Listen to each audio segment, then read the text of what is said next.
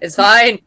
Just like a Hello. true, just like a true Black Butler contract, me talking to Carola earlier saying, I can't let her pass away. I need her for my own selfish reasons. I love how you censor that as if I did not literally tell you to kill me. Yeah, it's just like Black Butler. Like, I can't let Yeah. you die. I need you for my own selfish reasons. I can't. I you can't will do this. you will pass away when it is convenient to me. Okay. Wow. Thank you. I feel so seen. I feel so appreciated. Uh, you, you will pass away at a convenient time for me, which is uh, not right now. yeah, I do understand that it would be a little inconvenient if I died at this exact moment. Maybe. Um. Tiny bit. We're talking about death so much because today we're talking about writing, which is something that, despite Carola and I doing a lot, and like being effervescently excited to talk about our own writing when prompted, uh, yeah. it is something we continue to struggle to do of our own volition. It's difficult. But It's we like are, yes. I've said this before. I don't know about you, but for me, it is such a Norwegian thing because it's just like I cannot take up space to talk about my own stuff and to be proud of what I do and to be good at what I do. That is impossible for me. I think so. I think mine is very tied into like this is degenerate rebellion. Like, so for those of you who are new here, because I recognize that we have new listeners, Hello. I know, was raised in the South by Catholics. So to my family, like doing stuff like this, like fan fiction, or really just like fiction in general, was always like it was really wasting God's gift as far as they were concerned. It was, oh, God gave you this ability to like write insightful, beautiful things, and you waste it on gay porn. So I think my brain still very much has it framed of like this is degenerate rebellion. Mm, So it's hard for me to like puff myself up. It's not that I don't think I'm a good writer. I think I'm good enough. It's I don't see myself as good, especially in comparison to like my contemporaries like Corolla, like some of my writing mutuals that I have.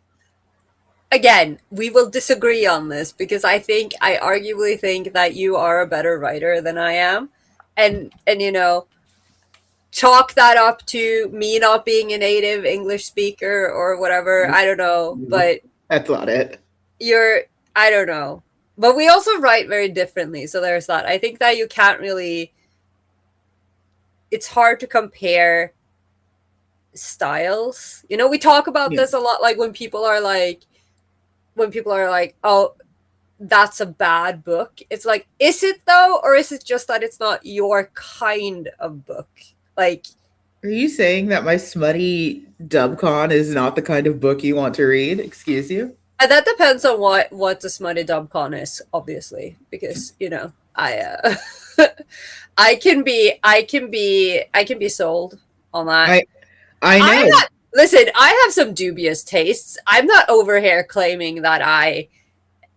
I'm We're gonna here. print We're out. here to talk about gay porn writing. I don't think I I have a leg to stand on I'm here. gonna print out the comment you left on my boy slut airy fic, and I'm gonna just like tape it to my fridge. The softest flame ever. The I tried. softest, most I gentle tried. flame ever of just you drooling like a predator over boy slut airy with a tongue piercing. Excuse you. That tongue piercing was working overtime. That was, I think, if he didn't have that, I wouldn't have loved it as much. But sadly, I am a very simple person. I am very easily won over by certain things. I don't know. So we're going to talk about how we write smut and getting into smut writing because if you're in Discord a lot, which if you aren't, it's 18 plus, you should join. We get a lot of comments about like, oh well, I used to write, I want to write, I have all these ideas. I just finished up a panel on getting back into or starting to write fan fiction. So this is all very like thematically in line. I wish Um, I at, was there. I mean, I'm posting the video. Okay, well, yeah, no, because like I have not. I can't remember the last time I wrote something because I just haven't had the time or the energy or the headspace. I Uh, I posted a fic chapter last night.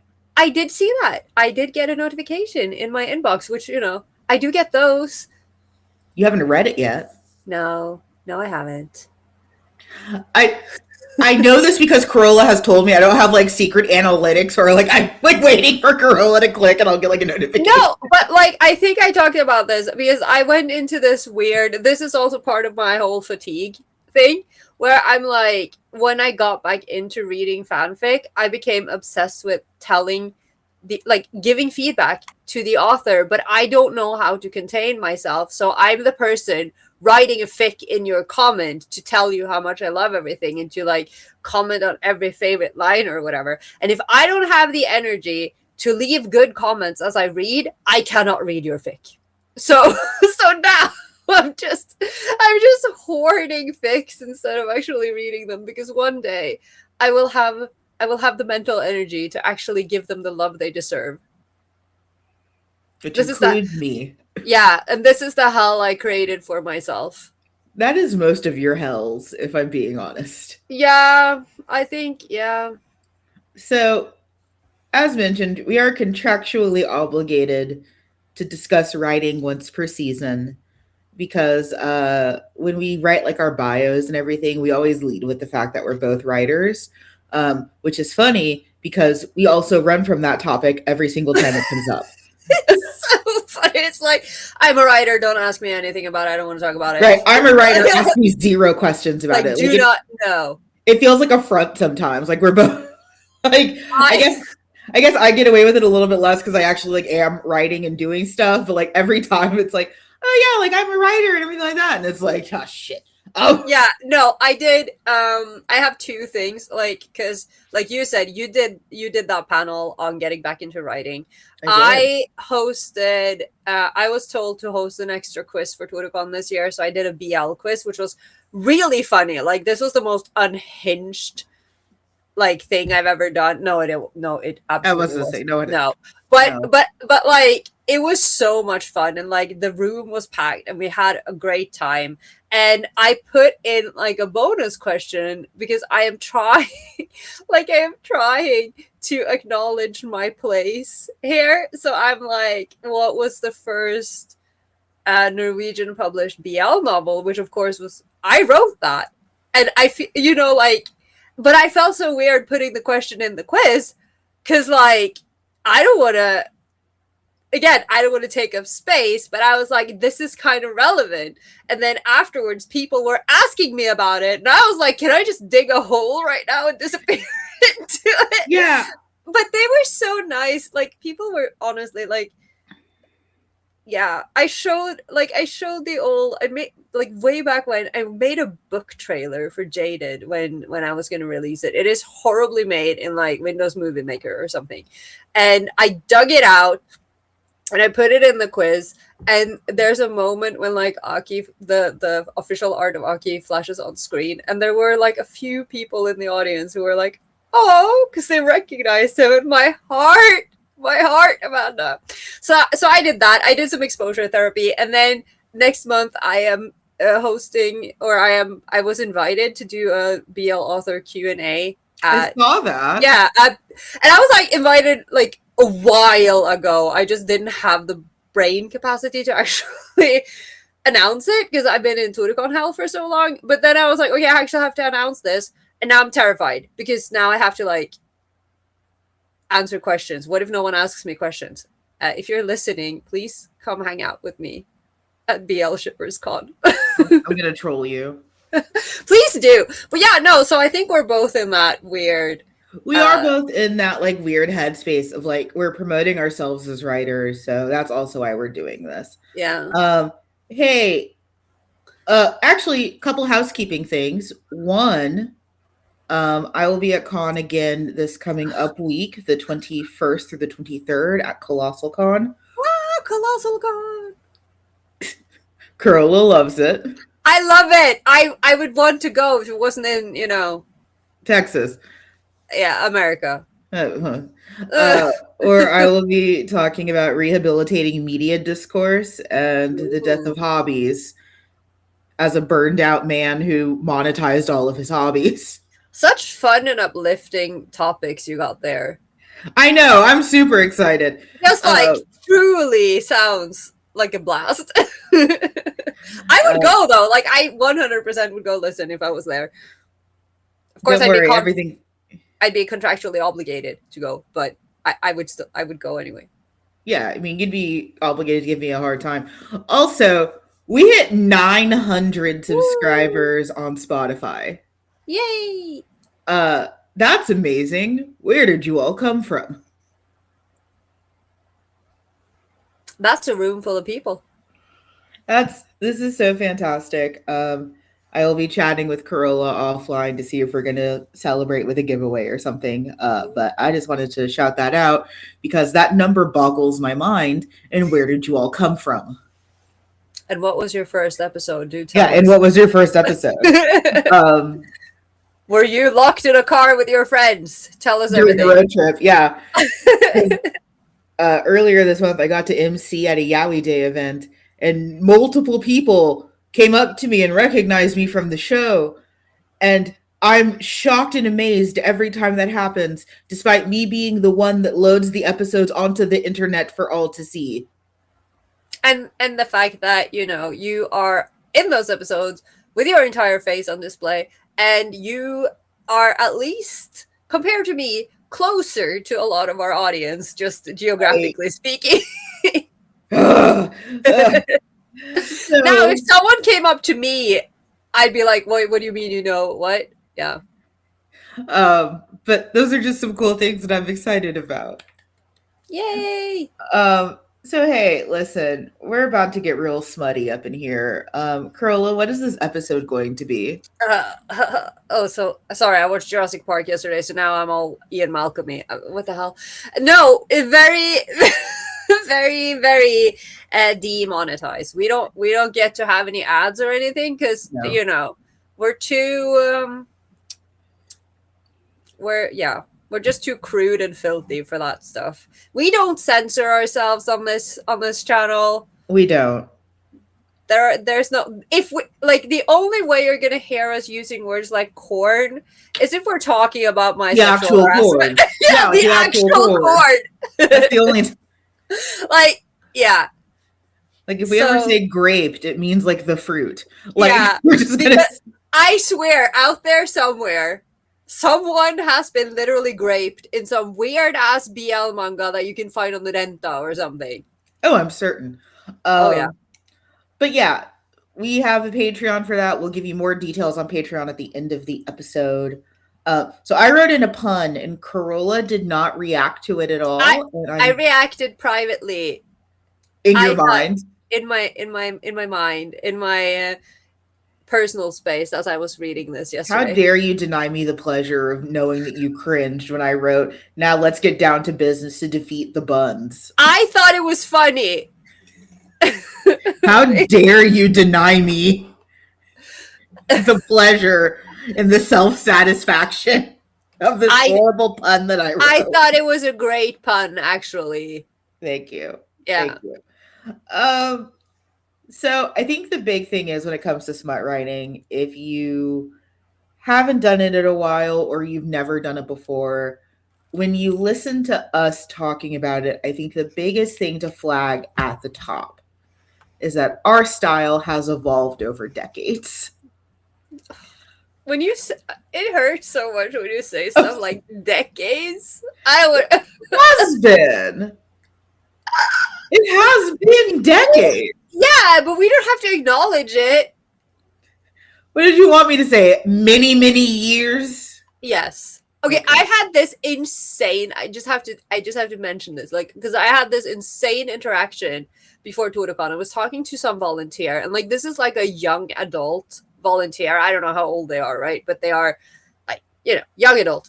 And we're talking, we're vibing, we're nerding out. I'm on great terms with this person. And then they say something like, "Oh, this was like about something that happened like a year before." So but they were like, "And my mom, who at that point was, and they mentioned the age, was super into this. And I'm like, this person's mother is 5 years older than I am.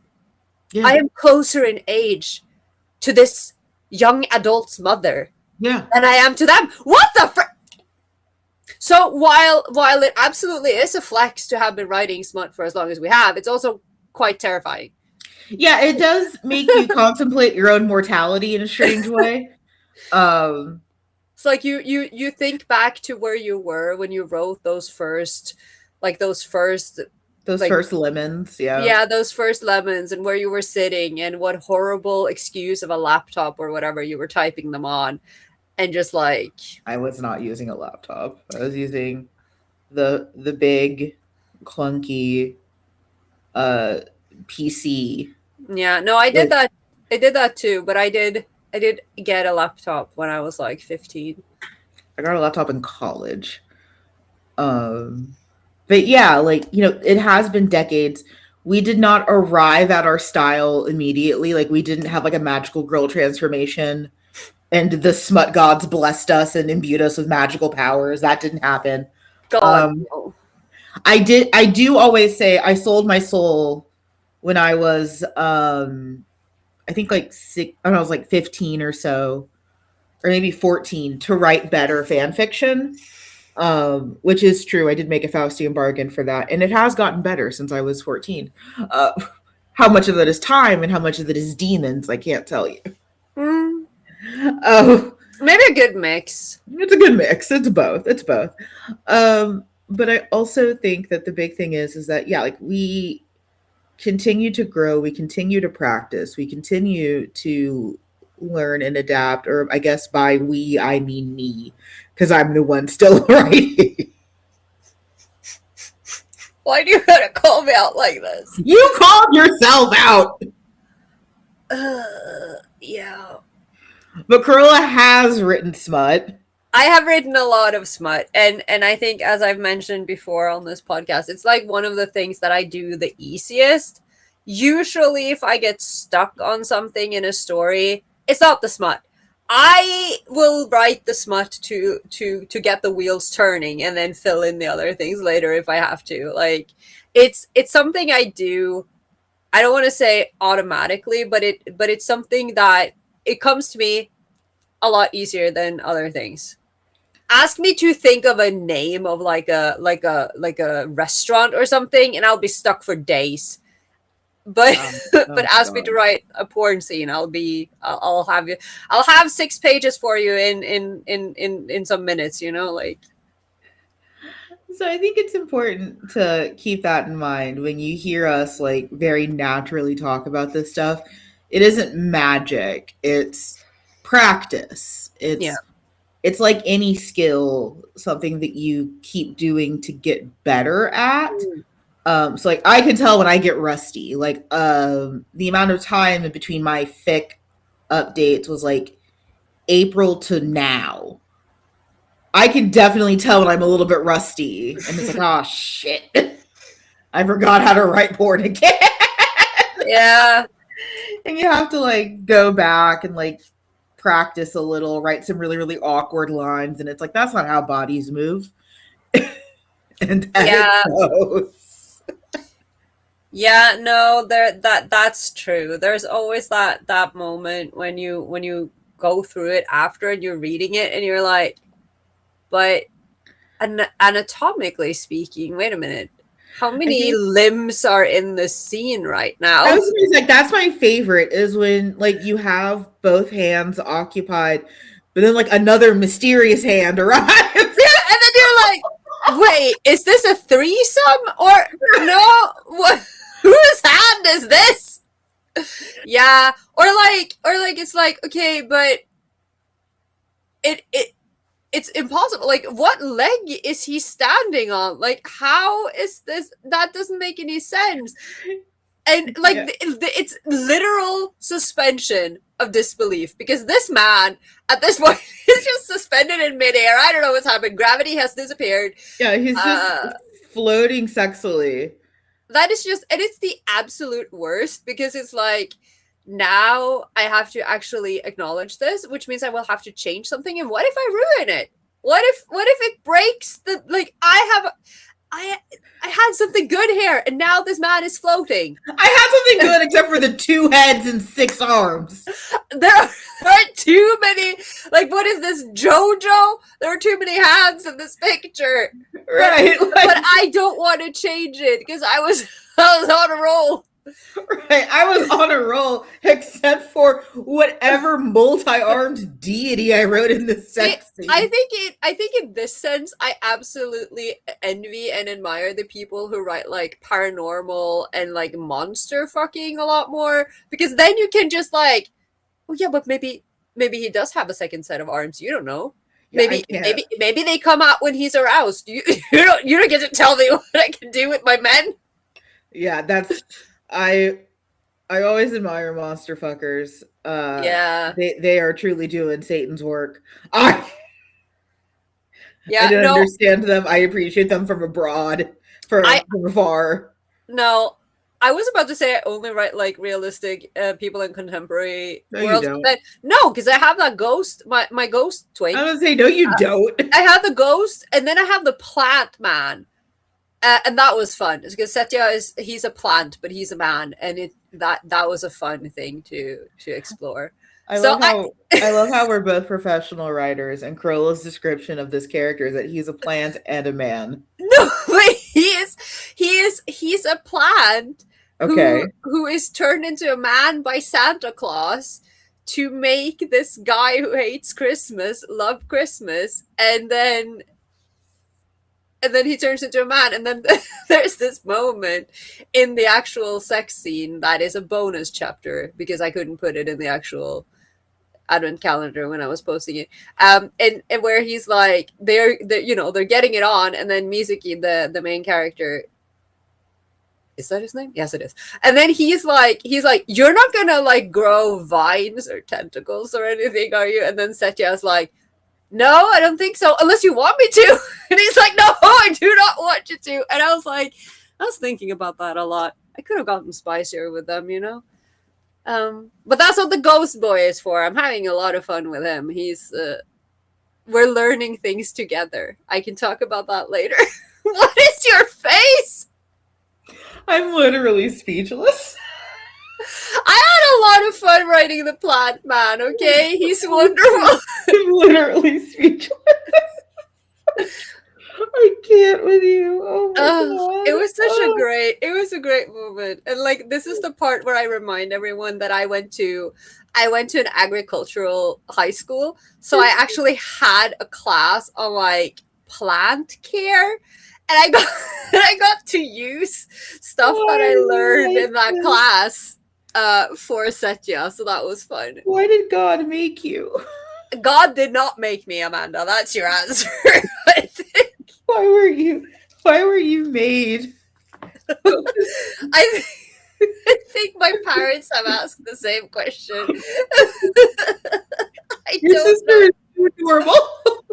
Yeah, my sister came out really normal, and look at me. I'm over here writing plant sex. You're so normal. Yeah, also, you don't get to say anything with your plant cest, by the way. You also have plant men. You just didn't make them up yourself. Well, fuck you. That doesn't make you better than me. I didn't say that. I think that means that we are just as bad. I think that was what I was getting at here. Carola and I, every time we talk about writing, it's just an argument. And it's just like, yeah, no, I think going back to what you said at the top, no, it is just degeneracy. I think. It's just like, yeah. Absolutely hone our craft, but also. Right, like, I completely agree with my aunts. Like, I could have been a Maya Angelou. Like, I was published for poetry really, really young. Mm-hmm. And especially before I got on antidepressants, I was really, really good at writing poetry. Like, I was published multiple times. I won multiple awards for poetry. I could have easily been like a Maya Angelou for like contemporary Black young women. But instead, I write about fictional men having marathon sex to celebrate getting married. Okay, so I'm biased as fuck over here because one, I hate poetry, and two, I love gay sex. So, so clearly, I think you chose the right path. In the words of our smut foremothers, I molded to your shape. Maybe, yeah, a little bit. Why are I we like this? I don't know. But yeah, like our the way we've been writing has changed. We've done multiple episodes on like how fanfic in general has changed. We've talked multiple times about how we have changed. Mm-hmm. So definitely go preview earlier. Are you Earlier. okay? No, my brain stopped because of you. I'm still thinking about your degeneracy. Earlier and other became one word. Earlier episodes about like how fanfic language has changed. Like we don't use a lot of the same terminology that we used to. Also, breaking news: Wattpad updated to do Tumblr purity rules. I saw that. I was like, I was out somewhere, and then I got a push notification from Twitter, and I was like, what? Yeah, so Wattpad, rest in peace. I welcome you all to AO3, the current land of milk and honey. But Uh, please behave when you come but there. please behave. Mm, If you're gonna come into, like, if you're gonna swarm our shores, can you just be like nice, read please. the terms and conditions, please? Yeah, understand where you are. Um, I think one of the biggest things that I've learned over the years, and Carola, you might be able to back me up on this, is that a sex scene should be conversation. Action should meet action. You know, it should always be, you should never forget that it's a two-player sport. Mm. I think one thing that really, really annoyed me, especially like early into like reading yaoi, was like these just like dead fish ukes.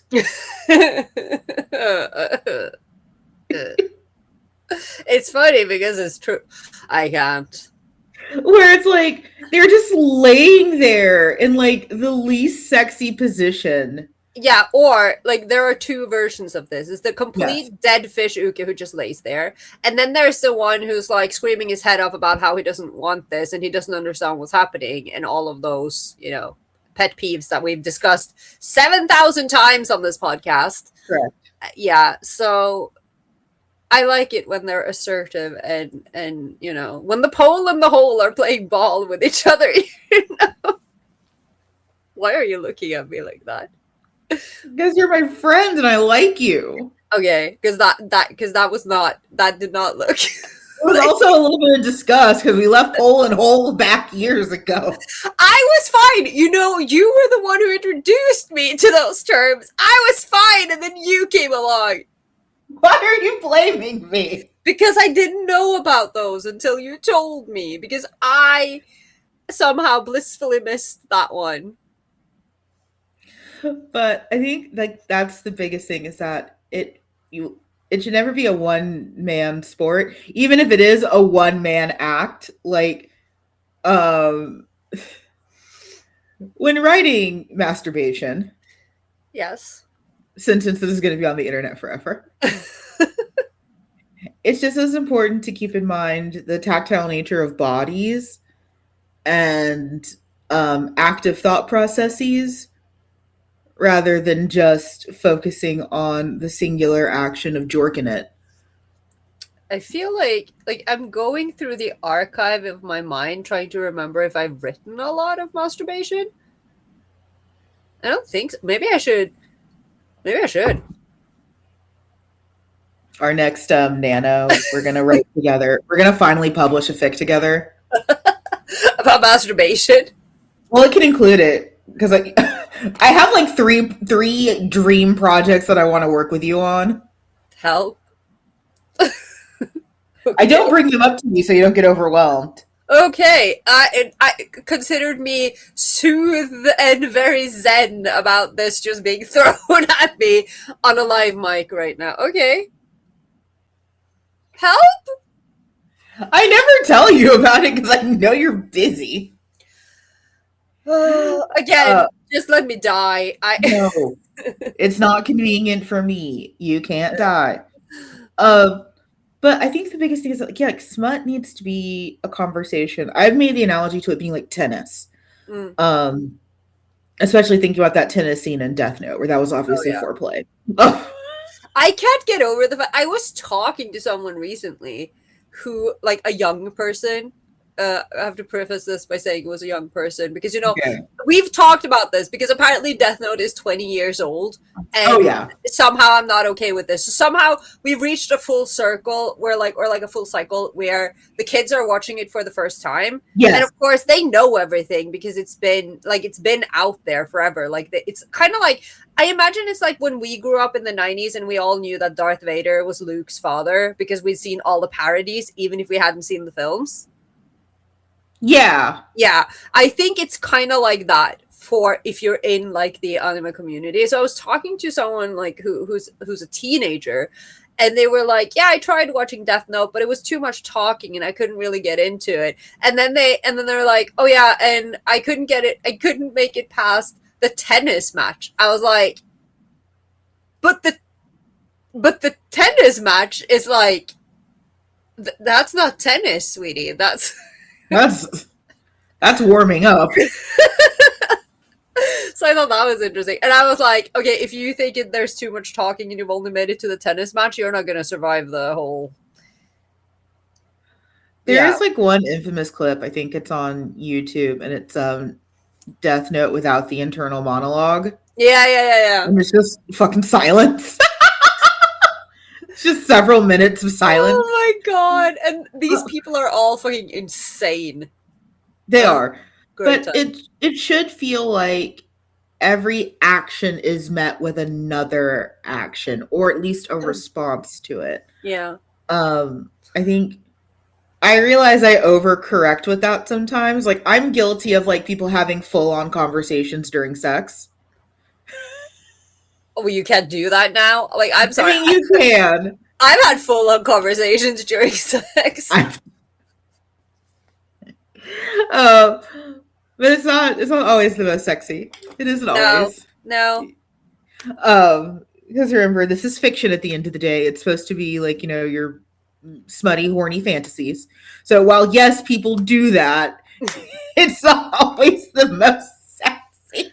I mean, it depends on what the conversation is about. I think when I write my boys doing their thing, it's like, okay, yeah, they might be having conversations, but a lot of the time it's like, it's relevant to what they're doing, Oh, and okay. they're like riling each other up. It's not like you're in the middle of it and then you're like, "Did you buy groceries today?" That's what I'm thinking about. I mean, it does happen. Like, but no, it's more I no. mean, yes, like that, but also I mean, this is just adulthood. Sometimes you gotta ask your partner during sex if they remembered to pick up dinner. I can't with you. I fucking can't with you. But there should always be acknowledgement of what's going on. Mm. I think again, I think you can tell Carola and I's roots very, very clearly because a lot of our work feels exactly antithetical to what we were raised on. Again, like we are both haunted by the dead fish uke of the 90s and 2000s. Yeah, I was you like because that's what we were fed. It's like It that, is. we didn't again. I cannot state this enough times that we had. I mean, if you knew where to look, you could find dojins and manga, like Mhm, scans and translations. But if we're talking about like animated stuff or whatever, mhm.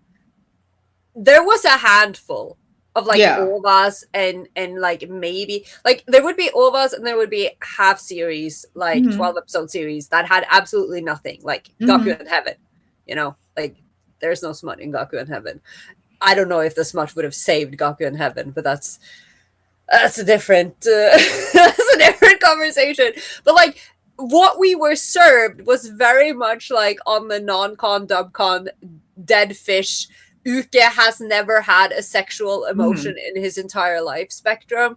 And mhm, for me, I think that manifested very hard in hypersexual ukes when I started writing for a lot of mhm, them. Like I would take, even writing fanfic, I would take characters and really over sexualize them in how they were acting, because I needed them to be an active participant, even though they were, quote unquote, the passive partner, the submissive partner in the relationship, because I was so sick of seeing the Uke character written off as not having, just not having an agency. Well, and not having an agency, and like, I guess the takeaway for me was not having a good time. Yeah, just not having like, a good time. Because like mine wasn't even always like it was super non-Connie or dub Connie, though I did read that, of course. I mean, and I mean, first of all, you didn't have a choice. Right. We were dub conned into this, but like it was mostly just like, I don't know. Maybe I'm old fashioned and controversial for this. I think smut should be sexy. And it's just not. Wow! Hot takes over here. I on know. The Yaoi Shelf. I know. Shots fired at the Yaoi Shelf. Oh my god! Like, it should be hot. And it's not when your uke is just laying there flat. He's not doing anything. He's just a puddle of limbs and not emoting, not moving, not really giving the seme anything to work with. Like, that's just not it for me. No, I'm having flashbacks. Having traumatic flashbacks. Oh god. I think also that brings to mind the other inverse issue of that is, as opposed to the dead fish uke, you have the doing too much seme. Of course he's doing too much. He has too many hands. Yeah, he's too many arms, too many hands. He's just doing too much. He's just, give him a break, okay? He's trying to overcompensate for his dead fish boyfriend just laying there. He has to do everything. He's playing every part in this orchestra on his own. He's literally playing every single instrument in this band, just trying his best. I think that especially comes up. It reminds me of like our very early days fanfic writing, where we didn't have like other ways to escalate scenes. So it was just harder, faster, harder, faster, harder, faster. The occasional deeper. Yeah, the occasional deeper, the occasional like longer or whatever, but like we just didn't know how to escalate up tension. Yeah. Through other acts. Yeah, no.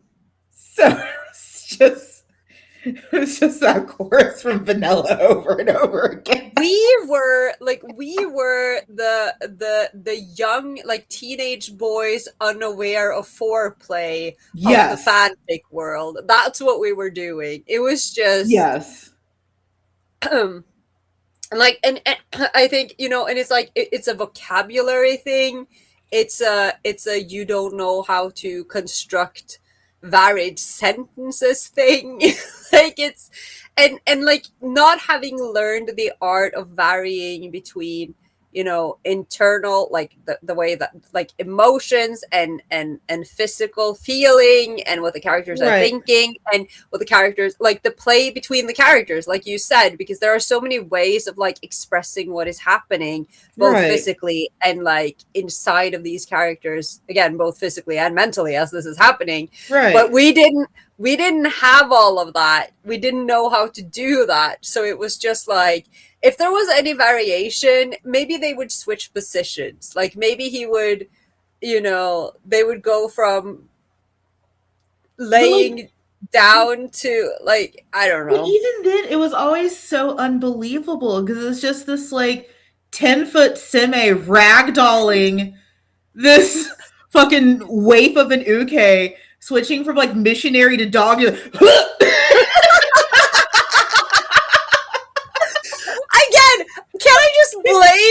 Can I just blame the media we were subjected to? Because like that's what it was. Have you seen this?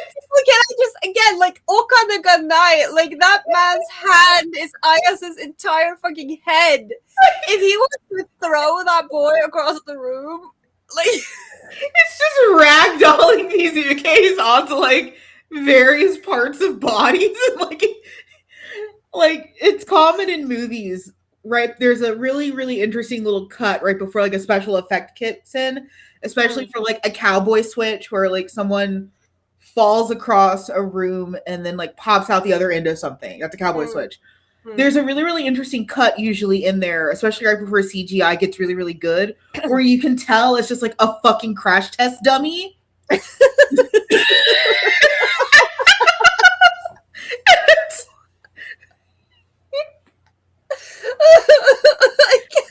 So like there's all these semes just violently throwing ukes off of their dicks and like shoving them into doggy, and it's like that hurts. My knees don't work the way they used to. Don't throw me like a fucking stuffed animal across the room so you can do it. So you can fucking mount me. How dare you? Like that's mean.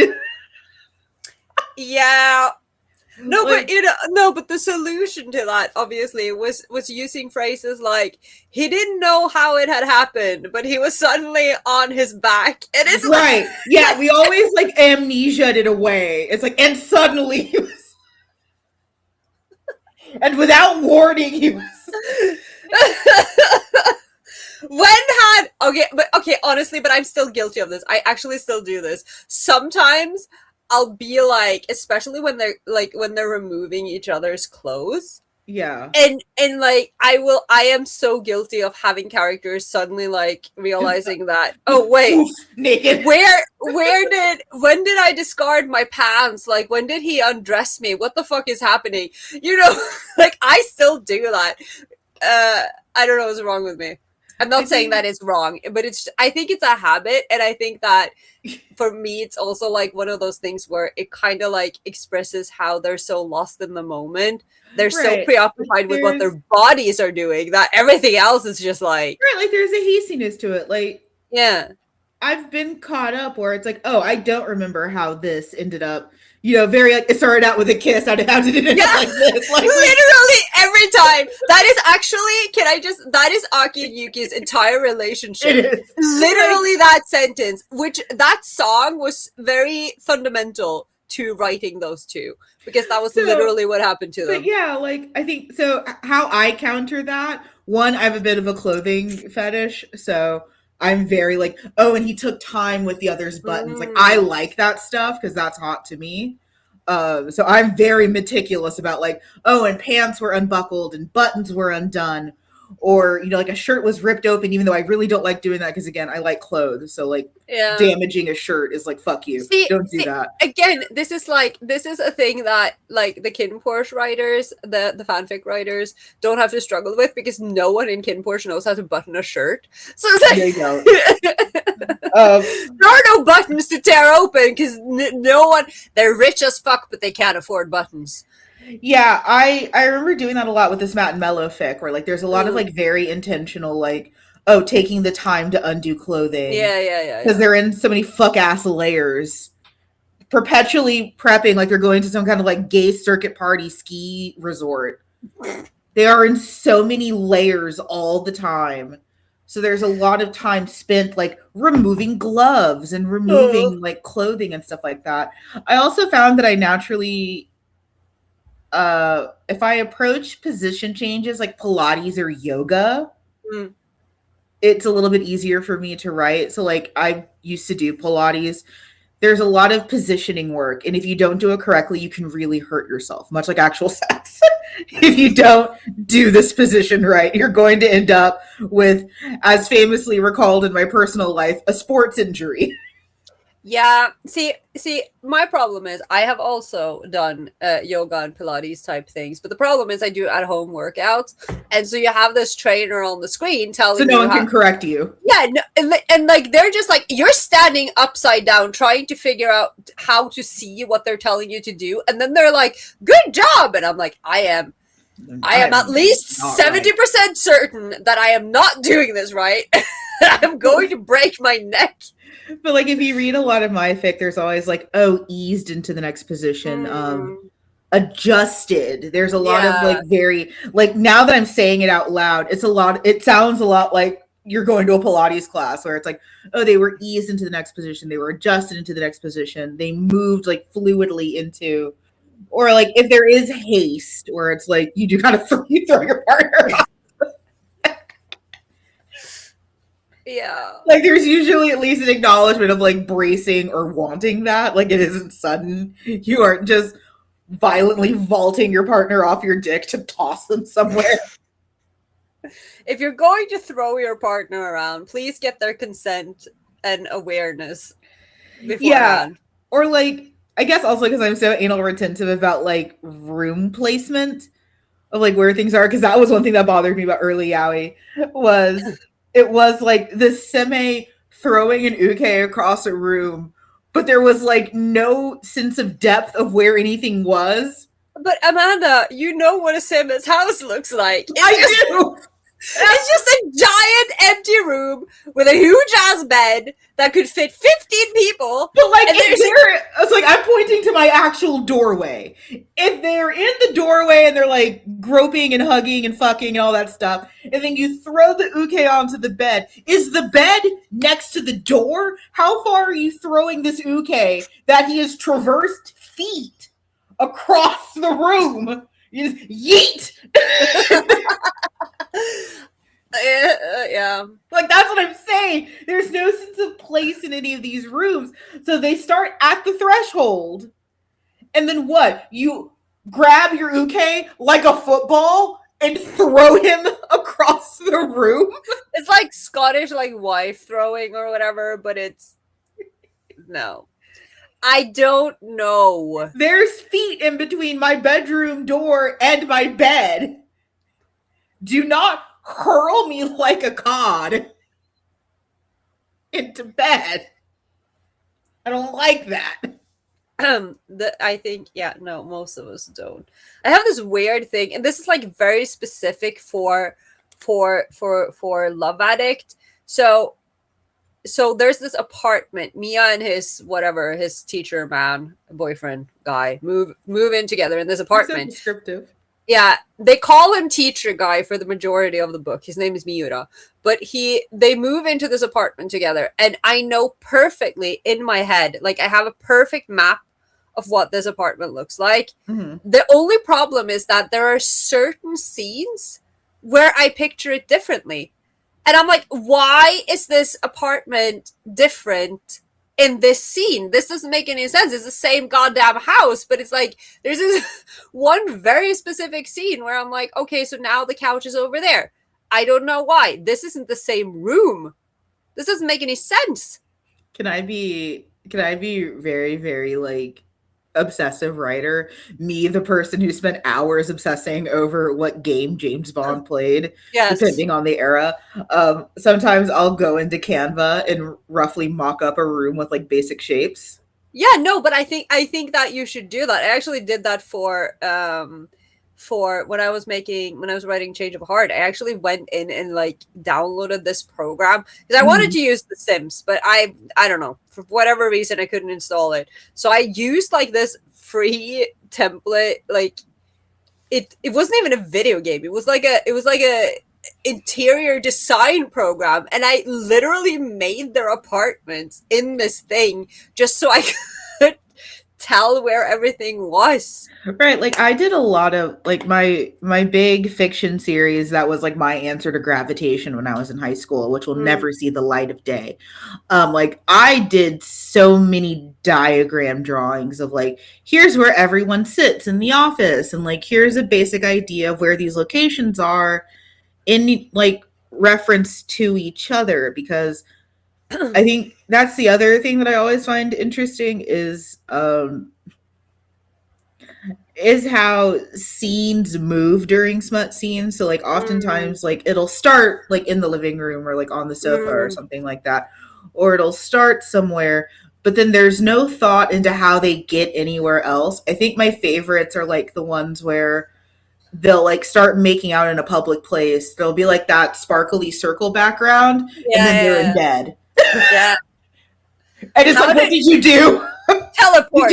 It was gay teleport. What, you've never done that? That's I guess because I'm bi, I've never been able to unlock that power. Oh my god. like I can see it so clearly in my head. It's like talking like very openly about sex in like a public place, like at a park or like at a restaurant, and then it's like sparkly circle background, throwing uke onto bed. Yeah. How did you get home? Maybe they didn't. Maybe they were really close to one of those hole in the wall love hotels that are just lining an entire street. Maybe. Maybe. I don't know. Oh my god. I don't know. I think the other part, and this is something that you can pick up listening to Carola and I a lot, is there is no shame in reading other writers that you admire or look up to, or even just envy. Like there's one particular writer on AO3 that I'm like, I wish to crawl into your skin. Like I want to. Okay. Like how do you do this? How do you like how do you do this? This is amazing. And I am forever chasing that high. Yeah.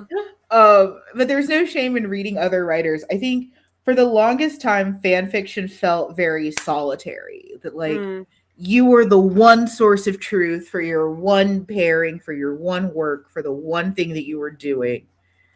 And like reading other people's work was a distraction.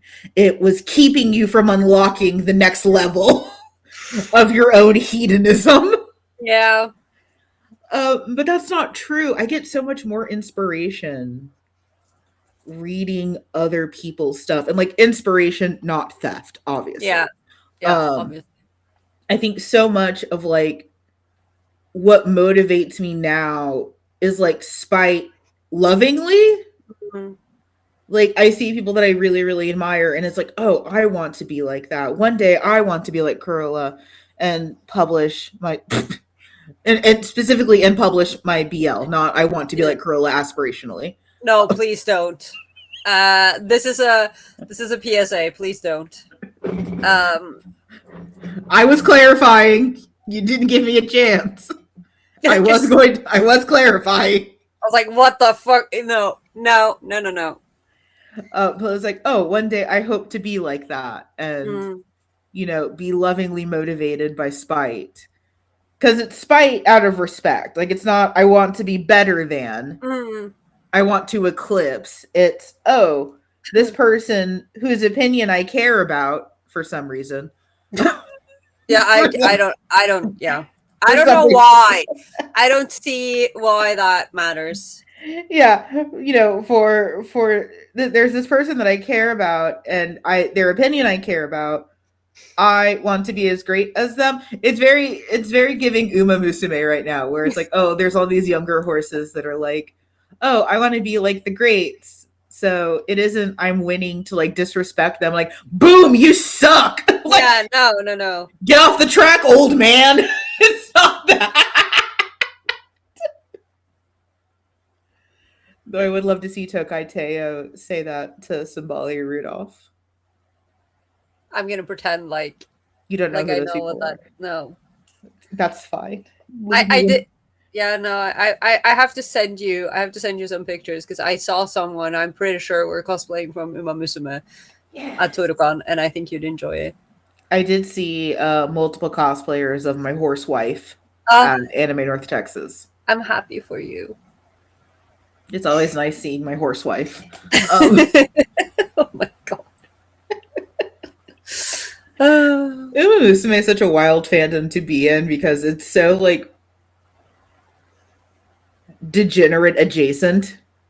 I mean, yeah, I feel like especially now, again, I don't go here, but you know, as you know, I was made the magical girl consultant of Toricon in preparation for Bubble Pop. So I made it my mission to make my organizer colleagues watch Sailor Moon, and we've been watching Sailor Moon. We haven't finished it, but we've watched the first 4 seasons, and the season 4, for those who have not seen it, includes Chibiusa being in love with an actual horse.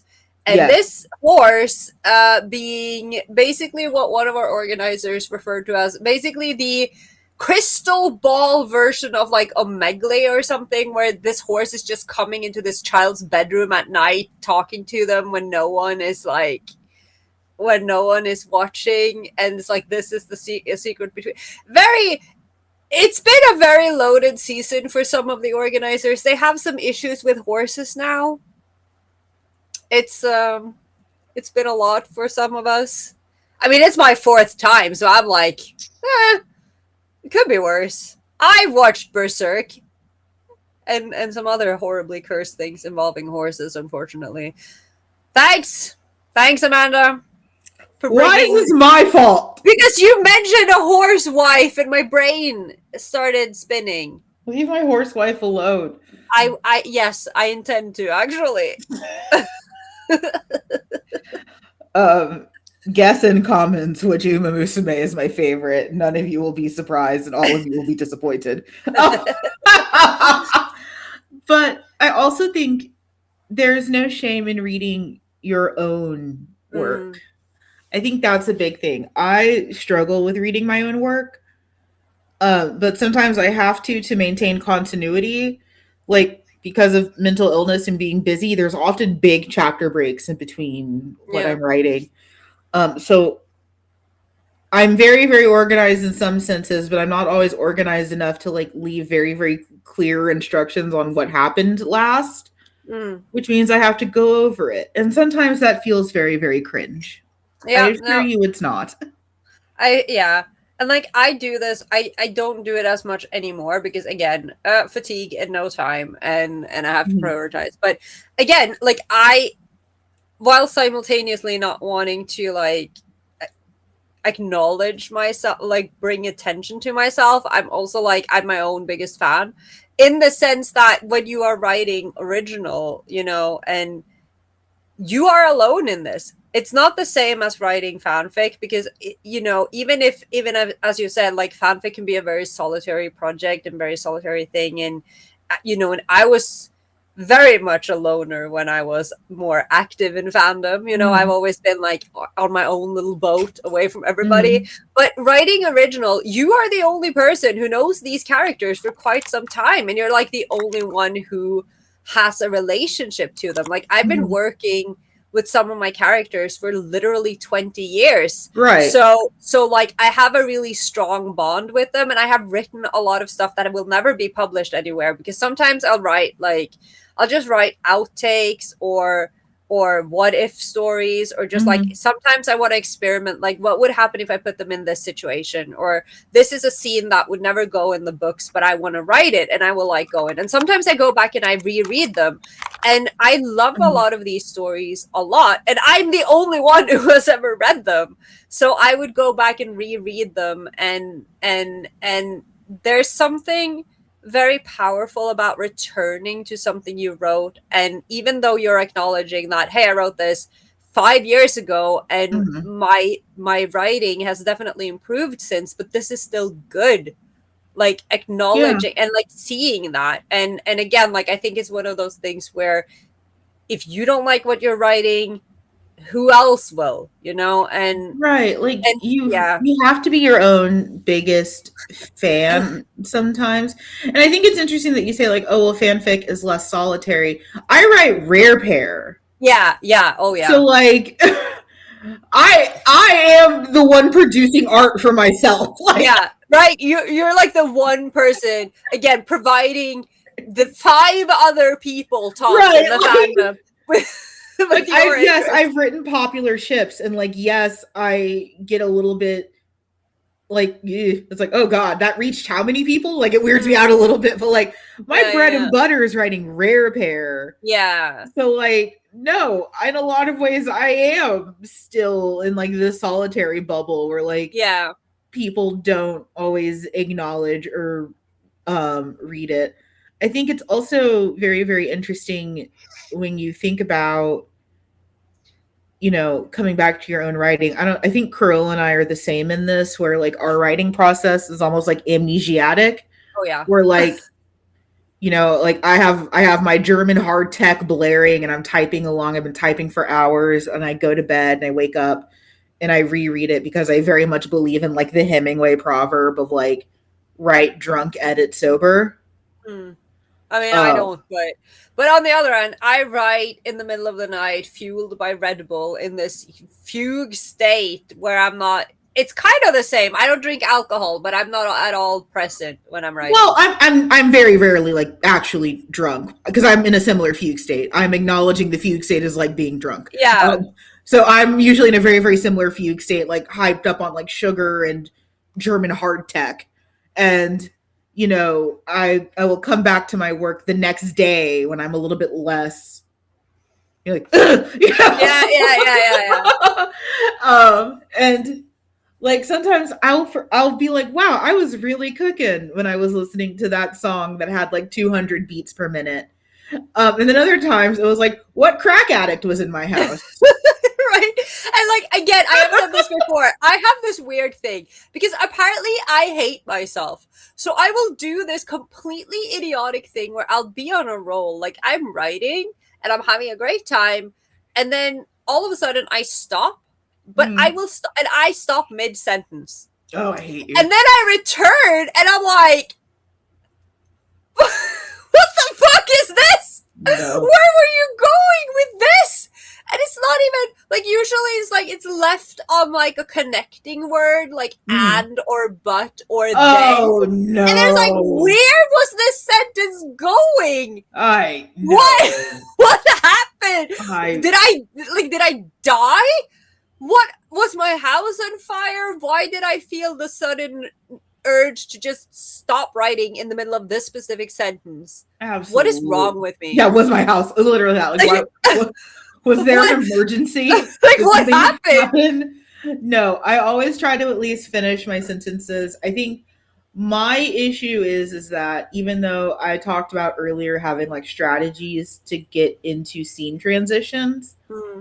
I will set myself up with a very specific idea in mind. Hmm. Again, writing creates amnesia, and I'll go to bed and I'll wake up like, oh, so what happens next? Hmm. And be mad Yeah. that I didn't like leave myself a little note. I Like in this scene they do this, like just something. no, and like I will do that sometimes, and I feel like this is one of those things I've gotten better at. Like now, especially writing, and I learned this the hard way because, Mhm. like, again, Jaded is a nightmare of a novel, which in part because I was very young and I had no idea what I was doing. But Mhm. it has two protagonists who have their own like stories, and then their stories converge, and then it has to tie back to the first novel, and then it has like a time skip. So there are two timelines in the main story, but then the characters have it is a complete mess. And I was figuring out this as I was writing it, and I had to Mhm. stop and go back and reread and write the timeline as I was Mhm. because I had no idea. Like I didn't have any control. And now I've learned to have like I will have like three documents, and then we'll have one where I will like just throw random things I think of that I will use later just Yeah. so I don't lose them.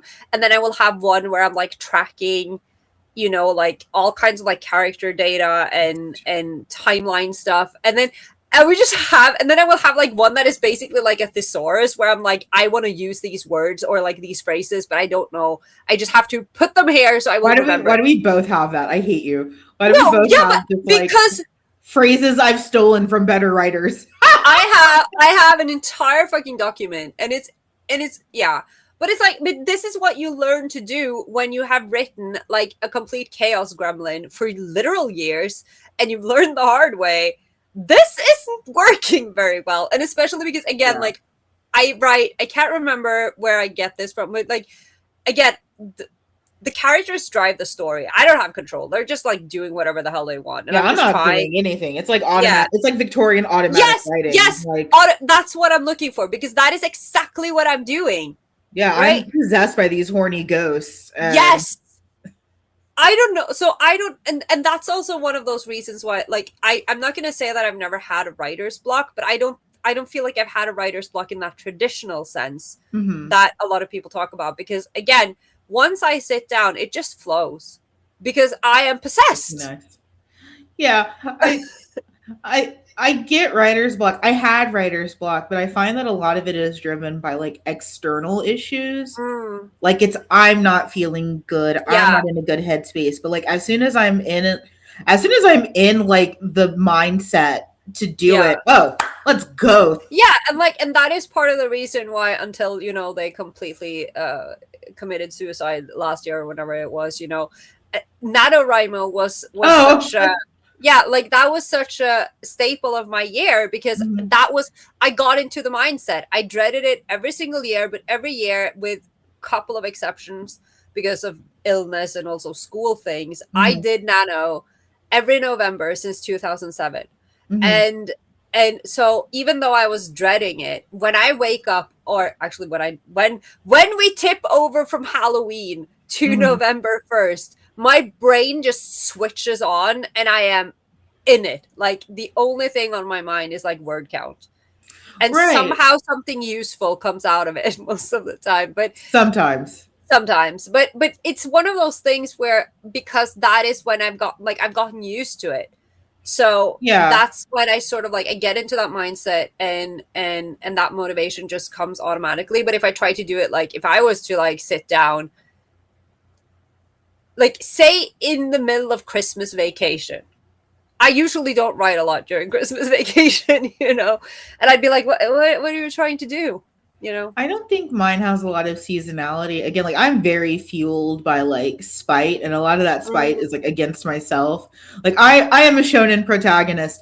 I am angry at God, yeah. and I will make myself better by beating myself up. Like I'm so like a lot of my own desire is like having kicked myself to death over not doing it sooner. Mm. So like I cranked out this last chapter over like a few weeks because I was mad that I hadn't published anything since April. I mean, that works. Yeah, like I don't really have like a seasonality. There's definitely times where again for me it's very like, the horrors of chronic illness and mental illness. Yeah, yeah, Um same. it's very very driven by like mood, and if I'm not, Mm. guess what, if I'm having a hard time taking care of other stuff in my life, definitely not writing. Like if I'm having a Yeah. hard time, if I'm burned out and tired, from paneling, from podcasting, from doing the 50 million other things that I do, Mm. guess who's not writing smut? Like Yeah, exactly. so Are you describing me right now? Because that, yeah, it's both of us. yeah, It's us together. I think that's a hidden tip is take care of yourself, yeah, because your boys need you. yeah. And I think don't try, like, if you can, try to not force it. Like No. we've talked about this before. Like there are hacks you can do to Mhm. like circumvent the difficulties of writing. Like how I love to just put things, like I put brackets and like Mhm. find out what you're supposed to write in here, and then I move Right. on. And then of course I hate myself when I go back and I still don't know what the hell is supposed to go in those brackets, but like it's a way to move on. But Yeah. sometimes you just gotta prioritize other things, and you have to think of yourself and your health and whatnot, and sometimes writing isn't on the agenda for that day or that season or whatever. Right, like especially for me, like where this is extracurricular. Like I don't make money off of this. I don't really do commissions. Like this is truly a hobby. Yeah, I don't make Uh, any money either, though, let's be fair. mm, I keep trying, like sometimes, and I did this like last year. I went through this. I felt super inspired. I was like, I'm going to grab myself by the neck and like force myself to do more things, and I'm going to mhm, get some stuff printed, and I'm going to, mhm. and I was in the middle of re-editing, and which I now realize I have to get back into because the con Yes, is over. So now I have to go back to my scripts. But yes, you and do. and I was doing all of this stuff, but then it's like, oh wait, I am chronically ill. I am chronically fatigued. I have all of these things, and I can't keep up this tempo, and it's really hard. And if you're like, I can't make a living of this because I Mhm. can't live. Like essentially, I don't. Yeah.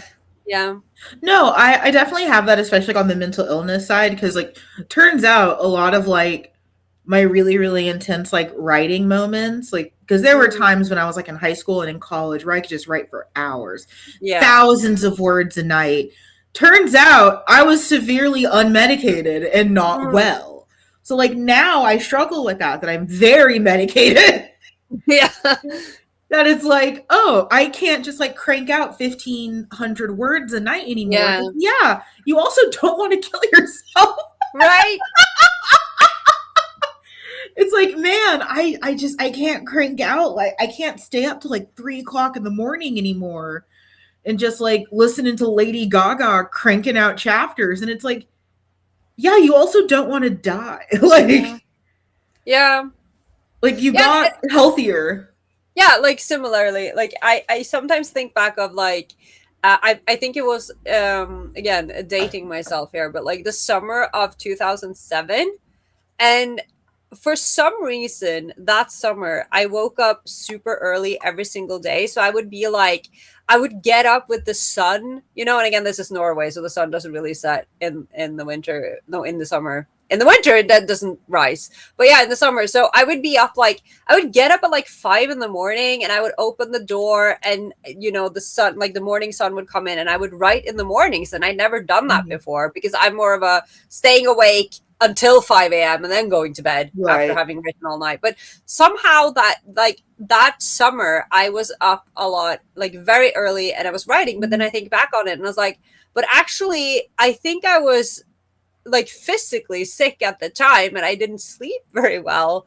And I think that Mhm. I just sort of like it kind of like I couldn't sleep anyway. I might as well get up early and do something useful. But for Yeah. years after that, I would try to like channel that again because I was like, Yes. how, because it was such a vibe just listening to music and watching the sunrise and like writing at 5 in the morning. And I was like, why can't I? That was such a good time. Why can't I do this anymore? I don't know, because you're not in crippling pain and you can actually sleep now. Right. Like, Right. Like I no, I do that too. Or like I think about like my college writing yeah. days and it's like, oh well, why can't I do that? I'm sorry, you have no more parents to kill. Like you can't Oh like my you weren't you weren't well. So like yeah, like setting very, very healthy standards for yourself, yeah. especially if you're getting back into this, because shocker, many of us were deeply unmedicated teenagers when we started. Can't relate. Um, I don't understand what it was. you know, Oh, like I was doing really setting well. setting a healthier standard. So like for me, if I can get like 500 words a night, I'm Yeah. doing great. That's amazing. And I'm like still going to bed before like 11, you know, and I've finished my chores. That's the big thing. Like Yeah. I've done what I need to do and I've done this. And if I don't, that's okay because this is a Yeah. hobby.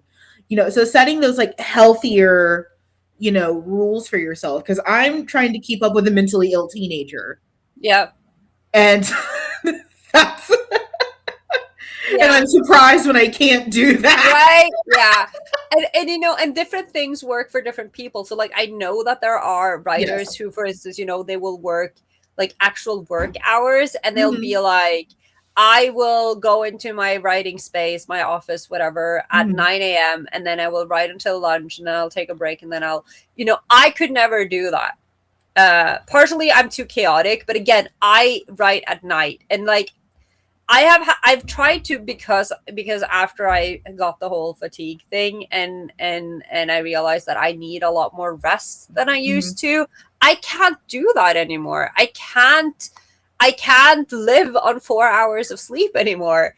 Yeah. So I have to actually get some proper sleep and I would have to try to train myself Mhm. to write more in more decent hours. But then sometimes, you know, and my doctor said this too, like as long as you're getting enough rest, it doesn't Mhm. really matter when you rest. So like if I feel like it, I can write in the middle of the night, but then I have to deal with the consequences of, okay, but then I'm going to have to sleep for 10 hours and then half of that will be during the day. And that's Mhm. kind of hard when you have other responsibilities where people are expecting you to respond to them or like go to meetings or yeah, like you know. And that's my main problem because like I start my day when other people are kind of like finishing up their workday, that's when I'm sort of becoming a person. So it's not very easy to balance it out if you have other Yeah. responsibilities. But yeah, like I think that was like one of the most humbling aspects of like coming back into writing fan fiction, especially in the last like few years. And it's like, oh, I'm trying to keep pace with a mentally ill teenager. Yeah. And just And and even if you were, a healthy adult trying to keep up with a healthy teenager, even that is hard. right, like even under better circumstances, that's hard to do. Like, I'm But sorry like to break this to our listeners, but when you hit your 30s, you're tired. you're tired all the time. Yeah. I think this brings us to something that I just added, but I think is necessary, especially in this day and age. What if I Um, just screamed? no, you can't just scream. Oh. Listen, if you think that you need AI to support you, generative AI, because one thing I'm very, very frustrated with in a lot of these AI conversations is using AI like a boogeyman term. There's different types of AI and there's different types that do different things. Technically, we've all been using AI for many, many years. That's assistive AI. So things like spell checker and things like that. We've been using AI for years. The stance that don't look at me like that, Carola. Trying. Okay, because I'm right. No, but I also spaced out because I had a war flashback to when I tried using Grammarly yes. and how incredibly much I hate that software and how Okay. it tried to murder my like it's like use Grammarly, they say. It will be great, they said. And the only thing it did was like cause me more issues and like crash my word processor. So that was fun. I was just having a Oh, okay. moment. I was like, I'm right. So uh the stance that we have is on generative AI. Yeah. That's where you go into Chat GPT and is like, help me write a fan fiction. Um, if you are ever so um I'm just gonna say bankrupt that What, you morally? well not just morally, like because I think the frustrating thing that I have, especially being mentally and chronically ill and neurodivergent, Yeah. is well, AI can assist you when doing stuff is hard. And it's like, but that's why I'm doing it because it's hard. I don't want help. No, and it's like I just I don't like I that's the I point.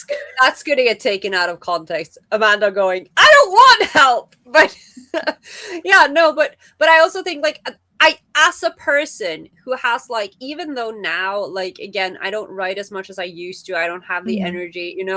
I love writing. And I have mhm, been telling stories and writing stories and creating, characters or using other, like fanfic characters for most of my life. And I cannot comprehend someone claiming that they want to create something, they want to write something, mhm. and then they don't write it themselves. I'm like, what? Right.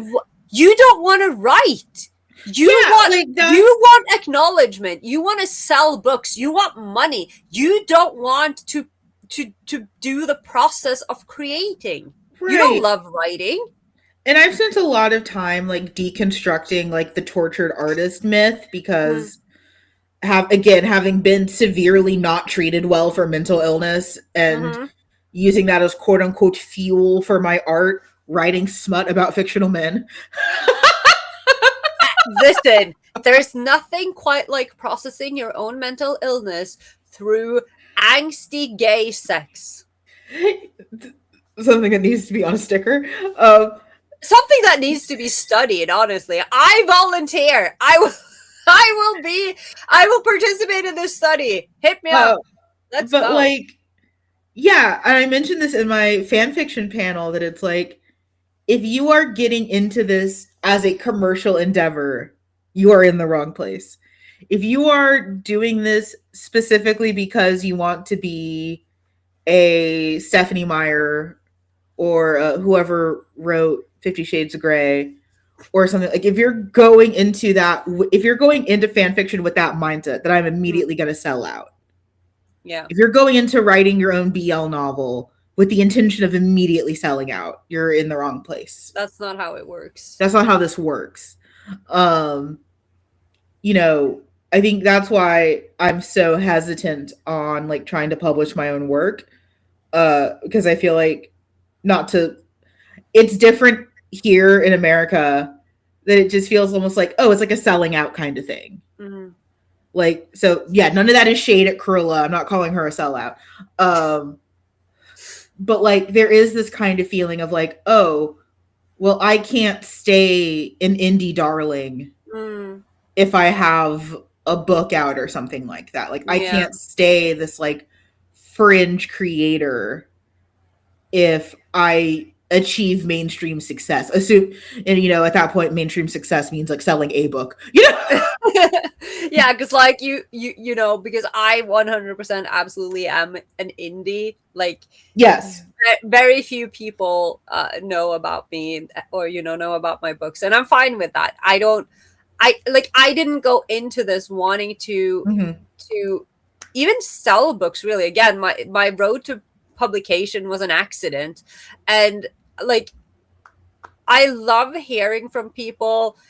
But this was the same when I was writing fanfic as well. That getting feedback from someone and hearing that something you wrote meant something to them or created a response in them, whether that was you fucking broke my heart or a wine can tell. Like, I don't care, I'm not picky. Like, you had a reaction to my writing that makes me very happy. Like, thank you. But I didn't go into it to become famous or to earn anything, or like, I just wanted to write, and then I wanted to share that story, and then I was allowed to share that story. And and I've said this before, like, Norway has this weird thing where I mean, I guess now everyone is like talking about AI instead, and like, why don't you just, but we have this thing, this Nordic noir and Nordic crime and Jul Nesbø and that whole thing. And I've been told, for so many years, well, if you want to sell books, you need to start writing crime novels. And I'm like, I don't read crime novels. Carola, can you write a gay crime novel? Oh yeah, if you do the crime part. if you can keep the plot tight enough to actually make a crime, like, we can do it. But the fact that you nailed perfectly exactly what I would be good at. Yeah, the only tightness I will provide to that book is the sex of an ass. Yeah, like, that is. You can do the rest. I'll do the gay part, but we'll do the gay together. But see, again, out of context, please don't write fanfic about us. But yeah, no, it's like how, and going back to what you said, right, about reading other people as well. Like, that's the thing about honing a skill. You can't completely isolate yourself from everyone else who does the same thing. Like, that's why people who write books typically have read a lot of books. They have a love for literature. Like, both of us have a background in literature. Hi, we love reading. And so writing comes naturally to people who love reading a lot of the time, right? And so the more you read, the more you develop, your vocabulary and your grammar and like the way that you perceive literature and the way that you create literature. So reading other, like, again, it's not about stealing, but it's about like just like growing your perspective and your horizons and just like enjoying, I think. Well, and so many times, like, so I unfortunately have to use a pretty decent amount of generative AI because I work in marketing, and like, that's the only way you can get anything done. It's a labor problem. I'm aware of it. Do you think I love it? Now, I'm gonna let you be in, but do talk about the generative AI hell you're stuck in. Yes. So like, I unfortunately have to use a lot of generative AI for work, and one thing I find that is so frustrating about it is its relative effortlessness, but also that it's wrong a lot. So I end up oftentimes having to do more work than if I just did it myself. I think, especially when it comes to something that is truly so creative as writing fiction, Yeah. I can't imagine generative AI doing a very good job of that. And especially seeing trends and being in marketing, I'm very aware of the premium people are willing to place on human written and human produced work. Um, that will become the new, there's marketing trends follow very, very interesting pathways. And for millennials to reach millennials, it was authenticity. I think moving forward for Gen Z and Gen Alpha, it's going to be authentically human because it is so easy to just generate and pop up and magic up these things. But it's very obvious that you did that you didn't put in the work, that you didn't value a human being enough to do it. Hmm. And that's a problem. But yeah, I think if you, I also don't really buy a lot of the like, well, I can't draw, so I have to do AI. I have to get AI to do it. I I can't draw. I can't draw. You know what I did?